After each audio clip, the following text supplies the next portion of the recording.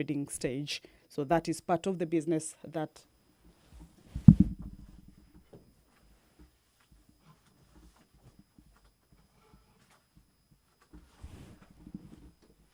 the members will be transacting this morning as they hold this particular meeting. At this point, the leadership of the House, especially the whips, normally mobilize the members who may be within the precincts of Parliament but have not gotten to the chamber.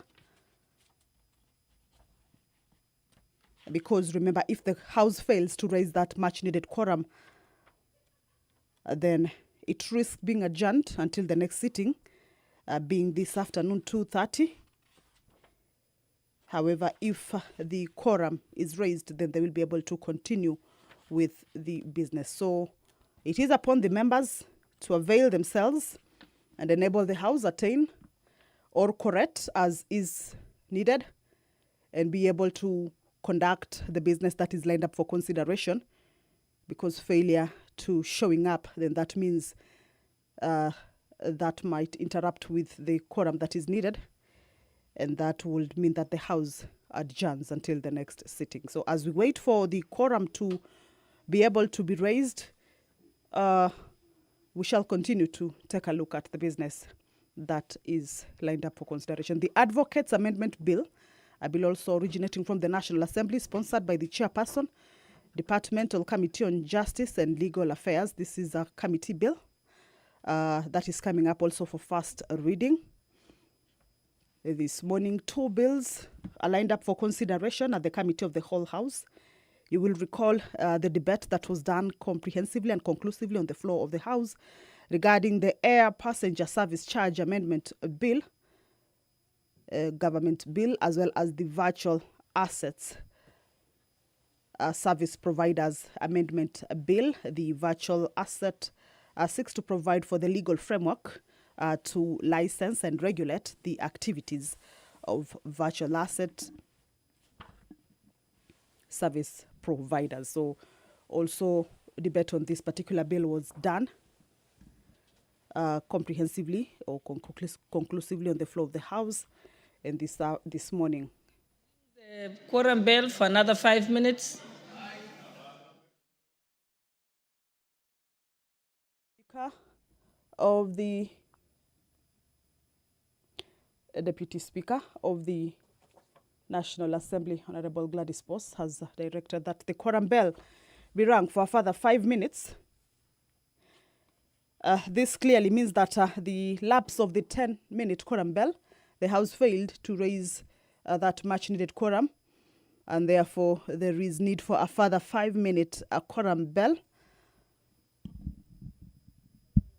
Remember, as provided for in the House Standing Order, the lapse of the first 10-minute quorum bell, the second one will be rung, that is for 5 minutes.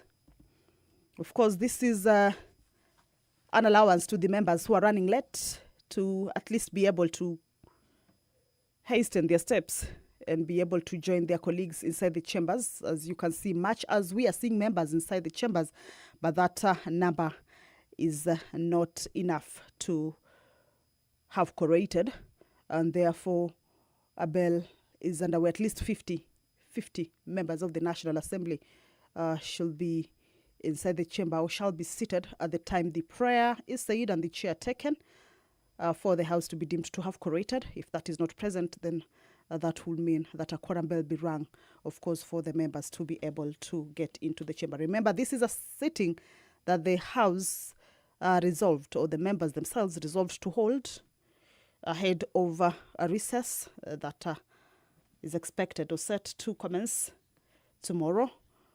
So this is a sitting that the members resolved to hold to be able to dispense with a number of priority business that they wish to dispense with before they proceed on that particular recess. However, on a Tuesday like this, the time allocated for the sitting or the normal sitting of the House is 2:30 in the PM. So this is a sitting that the members opted to hold just to be able to conclude on a number of business. As I had indicated earlier, 2 bills will be considered at the Committee of the Whole. But remember, all this is subject to the quorum. If the quorum is raised, then they will be able to proceed with the business. If that quorum is not present, as provided for in the House Standing Order, then the House risks being adjourned until 2:30 in the PM. The matter of lack of quorum at the commencement of the House is an issue that the Speaker has been addressing, pleading with the members and also directing that the House ought not to lack quorum at the commencement, because if the quorum is not present, then the business that is lined up for consideration during that particular sitting ends up not being considered and moved to the next sitting, which further also interrupts with the business as per the calendar of the House. So if you are just joining us, do not worry. The House is facing a quorum hitch. As you can see, more members are still making their way into the chamber. The prayer has been said and the chair taken, but the House cannot commence yet owing to that quorum hitch. And that is why there is that delay in the commencement of the House business. Time allocated for the sitting this morning was 10 in the AM. It's now 15 minutes past, and the House hopes that it will be able to attain the quorum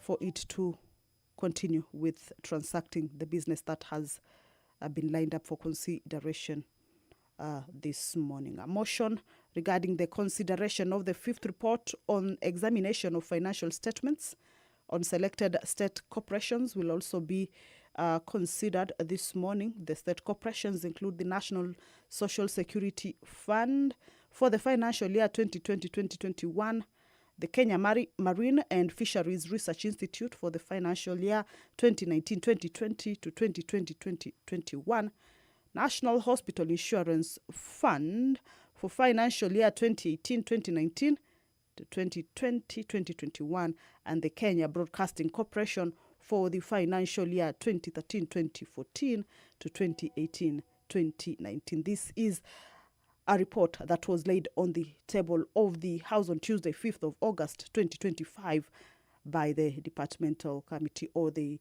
Watchdog Committee, one of the watchdog committees, that is the Public Investments Committee on Social Services, Administration and Agriculture. So that is part of the business that the members will be able to transact this morning. Remember, the House is just waiting to correct. Otherwise, the business would have started at 10 when the prayer was said and the chair taken.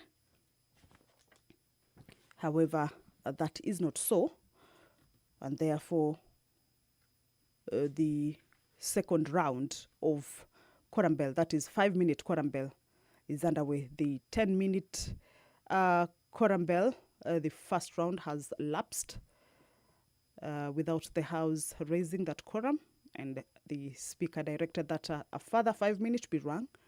Of course, this is according to the standing orders, order number 34, paragraph 1.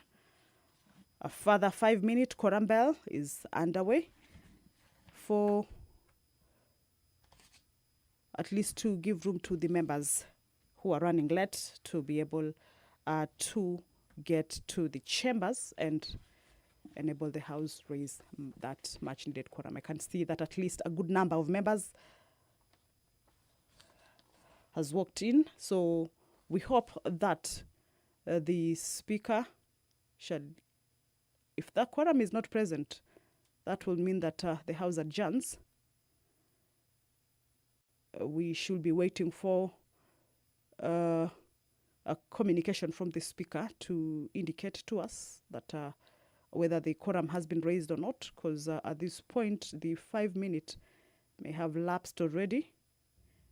but we shall be waiting to hear on the direction that the Speaker will be giving. Pursuant to provisions of Standing Order 44, paragraph 2C, that gives an opportunity to members to be able to request for statements from various departmental committees. The Honorable Member, nominated member Abubakar Talib, will be requesting for a statement from the Committee on Transport and Infrastructure regarding traffic congestion along Changamwe Port Trees Road. This is a statement that the member will be elaborating on as he makes his presentation and seeking for answers from the Committee on Transport and Infrastructure. The member for Langata, Honorable Felix Odwar, will also be seeking for a statement or requesting for a statement from the Committee on Communication, Information and Innovation regarding provision of an express counter for emergency cases on the e-Citizen platform. There are also statements that were earlier on requested by responses that members had requested for regarding some statements.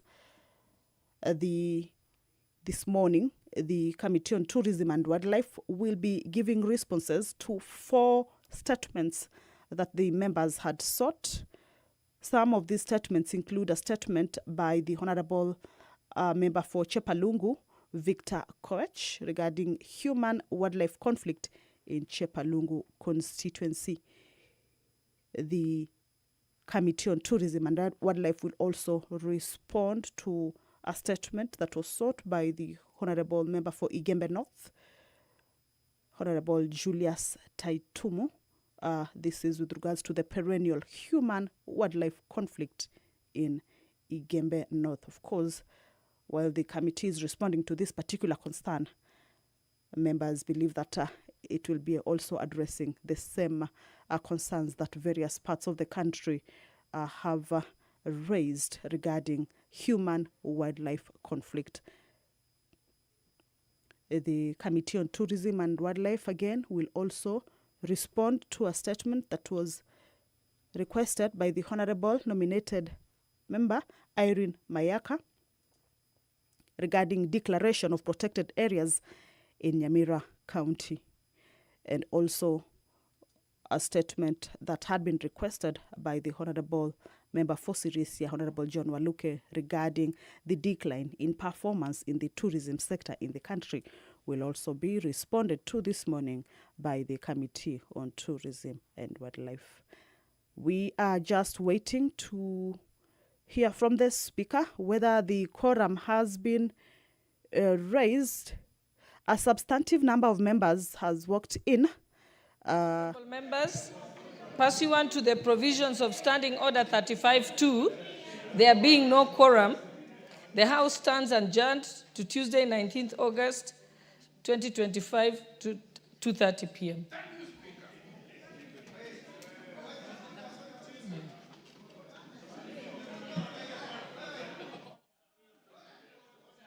Today afternoon. Okay.